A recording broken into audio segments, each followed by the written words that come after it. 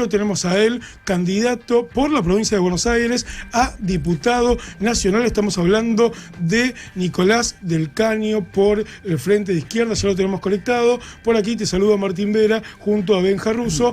Bienvenido a Radio Encendida, bienvenido a Vorterix Mar del Plata. ¿Cómo andás, Nicolás? ¿Qué tal, Martín, Benja? ¿Cómo están ustedes? Muy buenas tardes. Muy buenas tardes, ¿cómo andás? Bueno, ahí escuchaba un poco lo que vos decías recién, ¿no? Esta visita o este encuentro que tiene Milei con Trump en relación a la urgencia de este gobierno en buscar un rescate para los especuladores. Uno nuevo, ¿no? Porque hace poquito hubo un crédito del Fondo Monetario Internacional al gobierno de Milei. Y en la semana pasada se prendieron todas las alarmas en el gobierno porque, bueno, esta suba del dólar, la intervención del Banco Central en el mercado de cambios con 1.100 millones en 3 días para que no se vaya por encima del techo de la banda, ¿no? En este tema cambiario. Bueno, prendió todas las alarmas. Trump aparentemente daría un respaldo, no se sabe qué pediría a cambio, no se sabe de cuánto sería el monto, solamente algo que se publicó en algunos portales hace un rato del Banco Mundial que aceleraría 4.000 millones, que eso igual de todos modos no es una cifra que pueda contener la situación actual. Claro. Pero bueno, fíjate que esto es más endeudamiento que vamos a pagar seguramente con nuestros bienes comunes naturales a cambio, con más ajuste a los jubilados, jubiladas, a las personas con discapacidad. Fíjate que justo en el día de ayer aparecía, ¿no?, esta medida de la baja de las retenciones a cero, Sí. para las cerealeras. Sí, sí. Y, Sí, que puedan y liquidar. al mismo tiempo decía no voy a poder cumplir con la ley de emergencia en discapacidad, ¿no? Que es un piso básico. Estamos hablando de una ley que yo participé en la Comisión de Discapacidad de la Cámara de Diputados como vicepresidente, tuvimos múltiples audiencias, reuniones con todos los sectores del colectivo de la discapacidad. Obviamente nosotros dijimos esto hay que llevarlo a la calle, a la movilización, porque acá no nos van a escuchar. Y bueno, creo que se consiguió la ley después de dar vuelta el veto, pero estamos hablando de algo que el gobierno dice no lo voy a cumplir. O sea, Sí, cumple sí. nada más lo que beneficia a los grandes empresarios, a los especuladores, y algo que, insisto, es algo mínimo, básico. No son recursos que vos digas, es una cantidad enorme, sino que es algo elemental, diciendo que no lo va a cumplir, ¿no? Entonces me parece que eso también debe prender las alarmas del lado del pueblo trabajador para decir, bueno, hay que salir y movilizarse con todo, ¿no? Me surgen un montón de preguntas ahí, Nicolás, para poder desmenuzar un poco este nuevo pedido de algo que en realidad cuando alguien pide dinero a algún organismo internacional, el Fondo Monetario, Banco Mundial, algún otro organismo, hay como un mecanismo que en general tampoco se ha cumplido mucho, pero se pasa por el Congreso, tienen que aprobarlo, hay determinados mecanismos que de alguna forma legalizan esta cuestión de que un país soberano pida dinero a un organismo internacional. Ustedes son luchadores eternos de, bueno, obviamente, denunciar la ilegalidad de la deuda externa y demás. ¿Qué te pasa? Y esta sería como mi primer gran pregunta. Cuando ves al presidente de la Nación, más allá de que sea Milei o lo que sea, la investidura presidencial, se sienta con el presidente de Estados Unidos, parece que le va a dar un préstamo, no se sabe en qué términos, qué te genera, qué te pasa, a vos como militante histórico y también como una persona con responsabilidad política desde hace mucho tiempo. No, obviamente que uno le genera mucha bronca e indignación porque esta película ya la vimos, ¿no? Yo puse en la red social X una foto de la Rúa con Bush, Claro. ¿no? Un mes antes de diciembre del 2001, donde le daba todo el apoyo y recuerdo el blindaje, El el blindaje. megacanje, era un barril sin fondo, es decir, eso así como llegaba, se iba por el vehículo de los bancos que eran los que garantizaban los mecanismos para la fuga de capitales de los grandes especuladores. Entonces, te da una bronca enorme porque justamente la Constitución dice que debería pasar por el Congreso. Macri Claro. no lo cumplió, después se hizo la ley, la denominada Ley Guzmán, Sí, que en definitiva después el Congreso vota y ratifica un acuerdo para reconocer la deuda de Macri que era ilegal porque no pasó por el Congreso, era totalmente ilegítima porque el propio derecho internacional acuñó un término que es el de deuda odiosa para dar cuenta de este tipo de endeudamientos, que son aquellos en los que están prestando la plata saben que en este caso Argentina, el que la recibe, no le va a poder pagar. claro. Esto implica un condicionamiento permanente a la economía, implica la entrega de los bienes comunes naturales, implica un saqueo constante de las riquezas del país que generan los trabajadores y las trabajadoras. Entonces, cuando yo escucho, por ejemplo, que dicen, escuchaba la otra vez a Kicillof, que a la vez que decía que no se, que era mucha la deuda, decía, bueno, romper con el FMI es infantil. Pero este cuento de infantil, si uno piensa en un país que pueda prosperar con sus trabajadoras, trabajadores, viviendo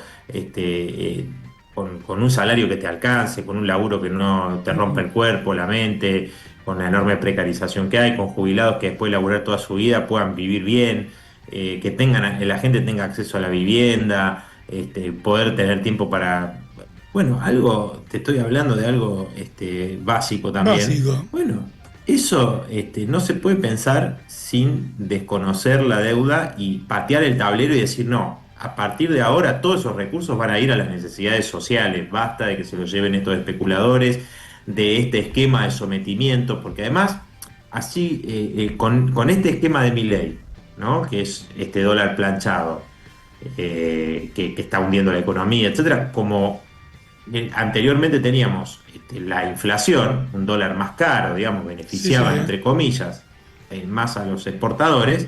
Bueno, igualmente son dos esquemas que en última instancia los que pierden siempre son las trabajadoras y los trabajadores, los sectores populares, ¿no? Entonces, nosotros cómo lo vemos? Bueno, primero, este desconocimiento soberano no puede ser una medida aislada, es un puntapié inicial.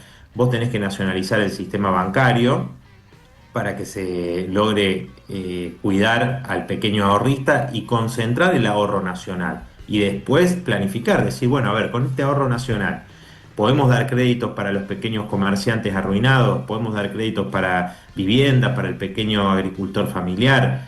¿Qué plan de obras públicas se necesita para el país? Al mismo tiempo, el comercio exterior está lleno permanentemente de maniobras de subfacturación, de sobrefacturación.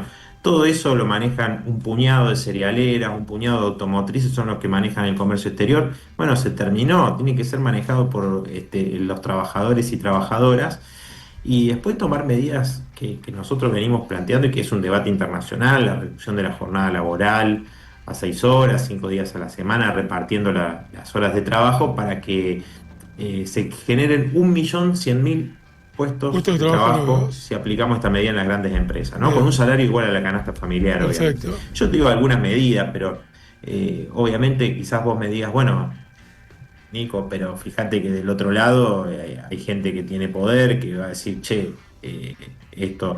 Y sí, obviamente hay que enfrentarlo, hay que enfrentarlo. El problema es que siempre te dicen, no, no se puede hacer nada, no se puede hacer esto, no se puede hacer lo otro.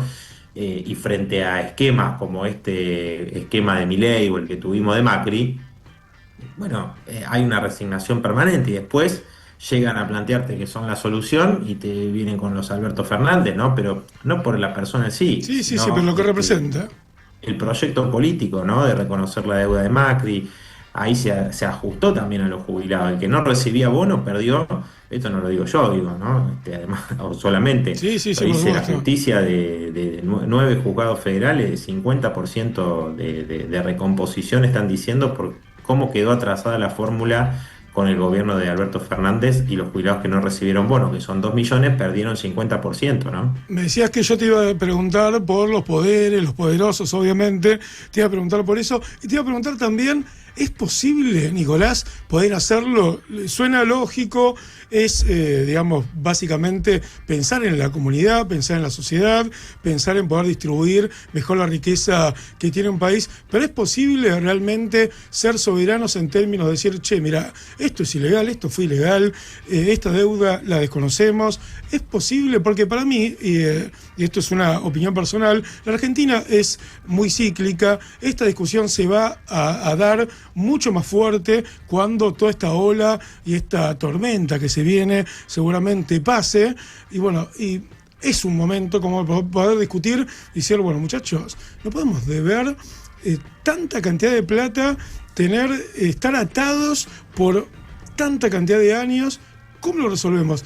¿Tenemos la capacidad para poder resolverlos desde la política, desde la militancia, desde los partidos políticos? ¿Se puede realmente, más allá de una utopía, digo, lo podemos hacer? Yo creo que se puede hacer si como te decía al principio, damos vuelta todo, digamos, y pensamos de otra manera, ¿no? Porque desde la política tradicional o desde los que se presentaron como outsider, pero nos trajeron al tren fantasma, ¿no? A Caputo, a Bullrich, a Sturzenegger, los mismos que tuvieron con De la Rúa, con Macri, y ya hicieron planes de este tipo.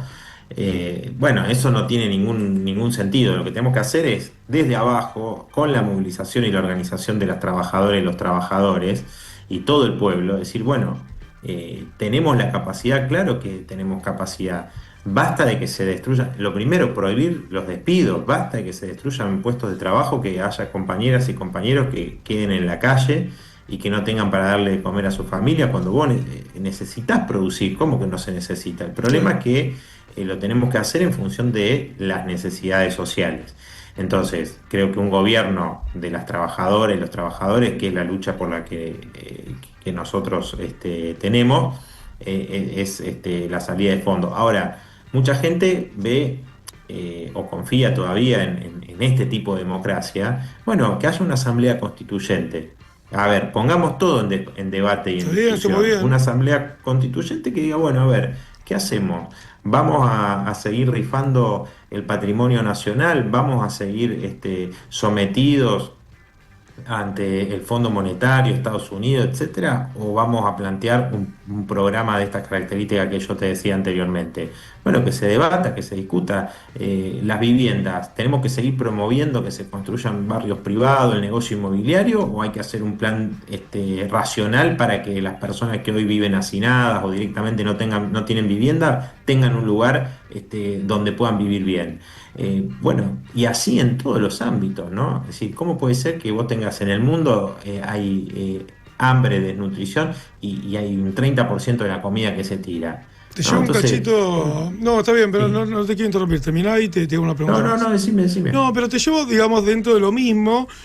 Trump, Milei, geopolítica, cuestiones mundiales. Estás bien enfocado en lo que es la Argentina, nuestro territorio, cómo hay que cambiarlo. Me parece interesante lo de la Asamblea Constituyente, realmente. Poder dar vuelta una página, plantear desde la política un cambio real, me parece súper interesante y creo que de alguna forma vamos por un camino que va indefectiblemente a terminar por ahí. Pero te pregunto la cuestión geopolítica. Hoy Trump se junta con Milei, si lo vemos en términos mundiales, Trump está con pocos aliados, digamos, está Israel, Argentina, está peleado con toda Latinoamérica.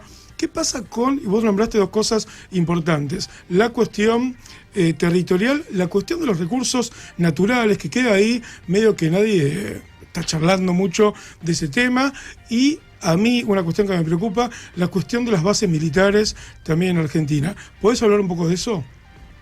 Sí, claro, bueno, lo de las bases militares, sí, creo que quizás vimos lo mismo, algo que se publicó de que Estados Unidos estaría interesado en que se le permitan tener tropas en Tierra del Fuego, ¿no? Uh-huh. Eso realmente es otro avasallamiento de nuestra soberanía. También el interés en el litio ya lo había expresado Laura Richardson, ¿no? Sí. Es decir, el triángulo del litio está en Argentina, Chile, y Perú. Bueno, quieren quedarse con todo, ¿no? Entonces, obviamente que ahí hay que hacer un fuerte rechazo, una movilización, digo, independientemente Ahí se quedó sin audio, no sé. Ahí está, ahí volvió, ahí volvió. no, te decía que Sí, independientemente de que sí. Milei quiera pasar por encima del Congreso, que ni siquiera se discuta allí, lo que hay que hacer es un rechazo, un repudio, una movilización muy, muy fuerte frente a estas dos cuestiones que charlábamos recién, ¿no? El tema de la posibilidad de bases militares o de tropas norteamericanas, que es avasallar nuestra soberanía de manera brutal, al mismo tiempo que la entrega de nuestros bienes comunes naturales, en el caso del litio o vaca muerta, ¿no? También, otra de las cosas que se dejaron correr, o la Patagonia, siempre a la hora de decir, bueno, ¿qué es lo que se va a dar a cambio de esta supuesta ayuda del Tesoro? Digo que todavía no está confirmado, por lo Claro, claro, menos sí, hace por un rato supuesto. Ujú. solamente escuchamos esto del Banco Mundial, ¿no? Sí, sí, Y por lo sí. que vos decías de la cuestión geopolítica, efectivamente, estamos viviendo un genocidio actualmente en Gaza por parte del Estado de Israel. Trump, Milei son de los pocos presidentes en el mundo que sostienen y apoyan a Netanyahu. Ujú. Allí tiene un revés enorme, digamos, cada vez hay más países que por las movilizaciones, allí, ayer hubo una huelga general impresionante en Italia, donde se bloqueó absolutamente todo el país por la posición de De Meloni Meloni. frente a Palestina, es decir, mientras otros países se vieron obligados a reconocer a Palestina, no así Italia, que es uno de los pocos países que todavía sigue colaborando con armamentos con Israel en este genocidio que se está haciendo en la Franja de Gaza, ¿no? Entonces, bueno, ahí yo creo que hay un tema. Y lo otro es que Milei, ¿por qué apoyaría Estados Unidos o un gobierno de la principal potencia, un país, a un gobierno que está pidiendo un segundo rescate en 5 meses y que acaba de perder una elección en la provincia de Buenos Aires? Bueno, porque tiene pocos aliados en la región. Ujú. Es decir, y veamos que a Milei lo vendieron como la salvación que la ultraderecha llegaba con algo nuevo, que iba a mostrar que el liberalismo en el mundo, el capitalismo a ultranza, y no lleva ni 2 años y hay una economía que está cada vez peor, la situación de las grandes mayorías trabajadoras y un escenario o una proyección que muestra que en poco tiempo esto no va, digamos, Milei no va más, o sea, evidentemente este esquema, este gobierno no va más porque, a ver, ajustó a las personas con discapacidad, al jubilado, o sea, le bajó impuestos a los más ricos, todo eso, y ese verso de que de esa manera todo iba a funcionar, que la economía, bueno, eso no va. Ya se demostró que ya lo habíamos vivido antes, ¿no? Pero bueno, Sí, sí, por eh, supuesto. lo vendieron de esa forma en el mundo, entonces en América Latina, y bueno, es uno de los pocos aliados que tiene Trump, ¿no? Entonces por eso entiendo yo que trata de cuidarlo, al mismo tiempo hay sectores en el Congreso norteamericano que no están muy de acuerdo con esto, las experiencias del FMI Ujú. dándole créditos a la Argentina, ya se ha visto. Digo, porque no es que vos decís, bueno, ya usaron la plata del fondo, usaron la guita que le afanaron a los jubilados. Bueno, ahora viene este crédito y ¿a dónde va? ¿Y Claro, cómo ¿dónde hace? va? ¿Y cómo hacemos? Para aparte uno va a pedir un crédito a un local para comprarte un lavarropa y te piden de todo. Entonces, digamos, la gente también de alguna forma se amarga con todo este tipo de cuestiones de decir, che, ¿qué pasa con la guita? Porque en definitiva al pueblo como lugar donde estamos todos, nos encontramos todos, no le llega, evidentemente no le llega, y no le llega de ahora, no le llega hace bastante tiempo. Trump hizo lo mismo con Macri, vamos a ver qué pasa ahora, vamos a esperar qué pasa con las noticias y qué detalle más dan en términos de eso. Acá lo tengo a Benja, que está con ganas de preguntarte algo también. Todo bien, Nico. No, ¿Qué volviendo a tal? esto, lo ¿Todo de bien? geopolítica, que uno de los objetivos de esta alianza Trump-Milley es, no sé si se podría decir, bloquear un poco la influencia de China acá en Argentina, tanto en América Latina. ¿Qué contras nos podemos llevar nosotros de bloquear esta influencia? No, bueno, creo que es una disputa geopolítica que, o sea, incluye parte de guerra comercial que se está viendo cada vez más fuerte entre Estados Unidos y China. y en las áreas de influencia, y que también, ¿no? Muchos hablan de la cuestión militar, por eso la cuestión de la utilización de las tierras raras, y que eso, bueno, es algo que está en disputa, ¿no? Entre Estados Unidos, China, y creo bueno, siempre va a estar esta disputa por áreas de influencia. Yo creo que nosotros, es decir, como pueblo, la Argentina y todo el pueblo de América Latina, lo que tiene que buscar es una alianza con todos los pueblos, digo, porque los trabajadores, trabajadoras en China sufren la misma explotación y opresión que sufrimos acá, o en Estados Unidos inclusive, ¿no? Muchos trabajadores, trabajadoras y jóvenes que se oponen al gobierno de Trump, que reprime brutalmente las movilizaciones, por el tema migratorio, por el tema de Palestina. Hay un rechazo muy grande, ¿no? En poco tiempo Trump ha perdido el apoyo de sectores propios inclusive. Entonces, no solo se ha recrudecido la oposición de los que ya eran opositores. Entonces me parece que ahí la Argentina tiene, digamos, el pueblo argentino tiene el desafío de poder aliarse a esos pueblos, más allá de los intereses de los poderosos, ¿no? De los grandes grupos empresarios, ¿no? Y después siempre se utiliza en beneficio de esos sectores las guerras y las hambrunas de los pueblos, ¿no? Te escuchaba así atentamente con esto también de bueno, de todo lo que se viene hablando, las tierras raras. Esto de las tierras raras, que es como el concepto que anda dando vuelta ahora también. De alguna forma, los que estamos involucrados con querer un poco el territorio, la gente, nuestro pueblo y demás, nos llegan todo este tipo de noticias, y como ya hemos vivido mucho de esto, de alguna forma. Vos dijiste algo que un poco resume esto de se encienden las alarmas, estamos como todos en alerta, pero ¿cómo lo ves vos? Vos has vivido mucho también.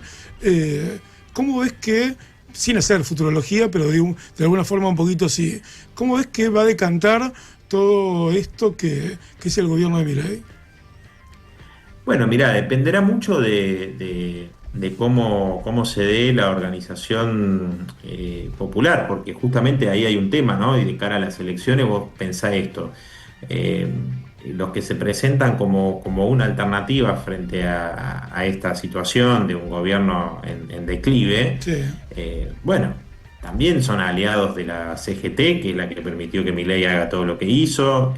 Son los que gobernaron con Alberto. Digo, si vos ves la lista de Fuerza Patria en la Ciudad de Buenos Aires, en la provincia de Buenos Aires, están los ministros de Alberto, digamos. Entonces primero tienen que dar explicaciones, qué fue lo que pasó y por qué ahora harían algo diferente, ¿no? Entonces vos decías antes, algo que nosotros tratamos permanentemente de contrarrestar esa propaganda que se hace diciendo, bueno, pero si vos sacaste una deuda la tenés que pagar.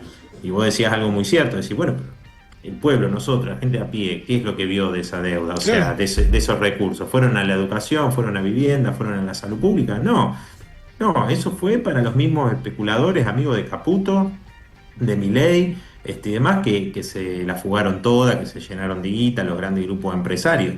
Entonces, ¿por qué tenemos que pagar esas estafas? Yo creo que va a estar el desafío en si podemos de una vez por todas organizar una salida totalmente distinta a crisis anteriores, ¿no? Porque en el 2017 yo recuerdo que hubo una fuerte movilización contra la reforma previsional de Macri, después de que había ganado las elecciones de medio término, inclusive, o sea que este gobierno puede tener una perspectiva aún peor, en el sentido de que la elección no logre. A ver, el gobierno especula con obtener un tercio de las dos cámaras para poder bloquear, sostener vetos a leyes que surjan, como las que surgieron ahora. Digo que no son leyes de la oposición, son leyes que surgieron de las calles y la agenda se le impuso al Congreso, ¿no? Los jubilados, a ver, nosotros vamos todos los miércoles, ¿no? Los que ahora ponen spot con bandera, que además ponen bandera de mi partido, el PTS, porque ellos no estuvieron, o sea, es la realidad es que la izquierda estuvo el minuto cero del primer día acompañando a las jubiladas, a los jubilados, y eso impuso la discusión, a pesar de que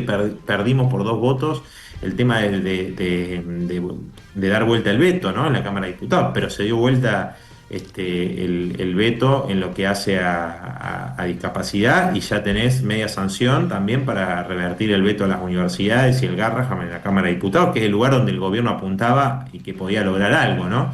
Bueno, yo creo que eso muestra con total claridad las posibilidades, digo, de que la movilización, la organización desde abajo es el único camino y es el único lenguaje que entienden. Eso es lo que creo que también es importante sacar como conclusión, ¿no? Porque si no después se generan falsas expectativas en las elecciones, bueno, que no, hay que apostar a esa organización y a la única fuerza política, ¿no? Que ahora se eligen diputadas, diputados, senadores. Bueno, los únicos diputados, senadores, bueno, en este caso el Senado no, porque no estamos, pero legisladores, diputados nacionales que hemos estado acompañando, siendo parte, promoviendo esa lucha de todos los sectores, ha sido el Frente de Izquierda, sin ningún tipo de especulación, ¿no? No, y eso se los reconoce. ¿No? Te pasa más allá de la estigmatización que les han hecho a ustedes desde siempre y ahora últimamente con esto de la radicalización verbal, esto de los unos de M o esto,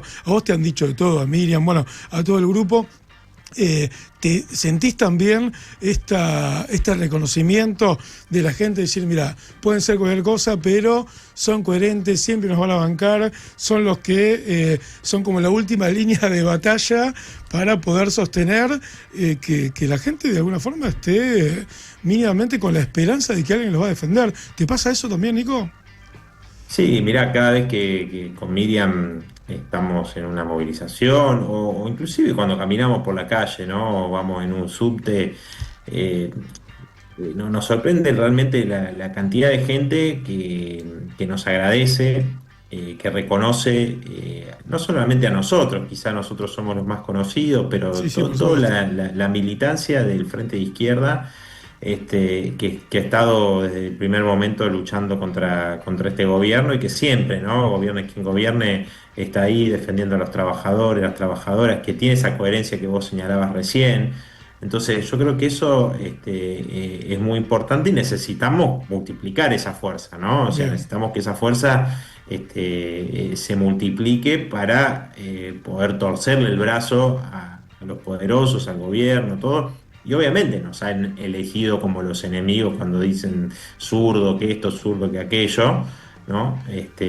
Porque sabe que nosotros no somos totalmente inflexibles. A ver, a mí no me van a llamar, vos ves que Claro. estamos en el recinto y vos ves que uno se levanta y Sí, empieza sí, a hablar, sí. y bueno, a ver si lo llamó el gobernador o lo llamó el ministro tal, bueno, vos no vas a ver a ningún, a nosotros no nos viene a hablar porque saben que nosotros nos vamos a claudicar frente a temas cruciales como todos estos temas, digamos, nadie va a venir a hablar con nosotros para decir, che, fíjate, no, para nada, o sea, eso ni se les cruza por la cabeza porque saben de nuestra conducta, ¿no? Entonces me parece fundamental rescatarlo.